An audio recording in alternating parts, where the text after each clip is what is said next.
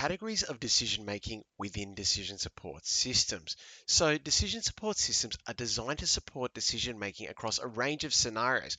However, not all decisions are the same. Some require human intuition, while others can follow predetermined rules and act autonomously. To accommodate this variety, decision support systems are categorized by different decision types: unstructured, semi structured, and structured. These categories reflect the degree of human judgment required and the level to which the decision processes can be automated, helping system designers and users match the right tool to the task at hand. So, unfortunately, not all decision support systems can be fully automated. So, we've got these three categories that can be applied to different scenario contexts, okay, and support humans in the best way they can.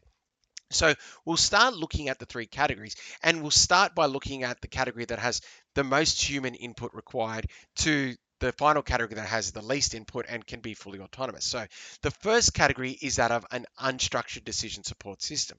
The decision process involves an infinite set of variables and no clear algorithmic pathway, relying on expert judgment or experience or insight. So what we're saying there is the system can't guarantee an accurate result. It can analyze data, it can provide visualizations, but these visualizations can't be an accurate, perfect outcome.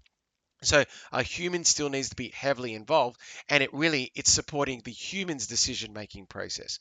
These systems support but do not replace human analysis, providing dashboards, trend visualizations, and forecasting tools to assess unpredictable outcomes. So the human will analyze the data and they're going to make the decision. Their decision could still be wrong, but they're as data informed as they possibly can be. All right, and the system is working to its best ability to guide that decision making process. But at the end of the day, the human still has to read all that data and still kind of make the decision themselves. And the system is supporting their analysis through the use of visualizations and dashboards and forecasts. The next category is when they're working more closely together. And this is where we've got semi-structured decision making, which combines both human intuition, okay, and a specific set of rules of finite instructions. So whereas we said with unstructured, there is an infinite potential of variables that need to be taken into account and we can't get a locked in solution, here we do have a finite set of instructions following a specific rule set. So there is a procedure that can be followed, all right, and it will give a recommendation, but human subjective judgment is still required for the final outcome. So it's giving us an accurate representation of what we should do, a decision that could be made, but the human still needs to make the final call because there could be still some variables that the system can't fully comprehend, or the human is still seen as an expert in this area and they might approve or disapprove or run some more tests in the area based on what the semi-structured systems processes are telling it. The decision support handles the data processing while the human refines the final decision, which is great for budgeting or tactical planning, or even as we said before, these medical based systems and looking at diagnosis. It can provide the information and give a potential recommendation, but then the human can modify things or look deeper into things and either go ahead with what the decision being made is or make adjustments or make their own decision. But the system does have a practice for giving a specific outcome because it has a specific procedure to follow.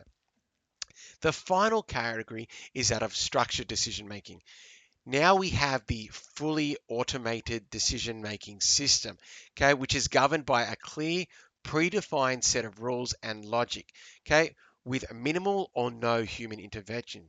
Based on the system's own logic, its own procedural steps, it can make a decision and then follow its own procedures based on its data and be fully autonomous in many cases. In these cases, this decision support system can make decisions in real time using algorithms, thresholds, which means a maximum and minimum values and responding to those, or if then logic, which we're going to talk about later in this unit, based on doing different actions based on different variables being true or false. Improving speed and consistency while reducing errors. So structured decision support systems can make decisions on their own.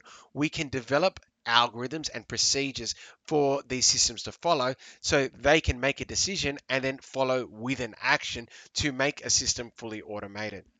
So the system can think on its own and act on its own. There is no ambiguity like an unstructured system, and it does not always require human input like a semi-structured decision. Okay, the structured decision support system can make the decision and then conduct an action. All right, through the procedures that are built into it, because it can accumulate correct data and produce a correct outcome for it to follow. So I hope this video has given you an understanding of the different categories of decision making, that of unstructured, semi-structured, and structured. And look, they're pretty easy to follow, and even the images are kind of guiding us in this one. Whereas the unstructured, it gets the data, but there's still questions about the ambiguity, and it can only guide human analysis. It can't guide it to a perfect outcome. Semi-structured, the system is following its own procedures and can give potential outcomes, but we still require human input to get the best case scenario for an outcome and to make that final decision. So human input is required going to the system, even though it's following its own checklist of instructions. And then, as said with the structured, we have a potential fully autonomous system where the system can have its own ideas and make its own decisions for producing outcomes and making its own actions. So our autonomous area where there are the fully automated procedures that the system can follow itself, okay, supporting areas such as manufacturing, turning machinery on and off and stopping them, and letting know when maintenance needs to occur, turning on farmer irrigation systems, all of that by reading data from the environment, processing it, and then developing its own action and having its own mechanical components and hardware that you can then produce the action with as well. All right, so I hope this video has given you an understanding of these three different categories as we go further into this unit and see where they apply for a variety of other systems.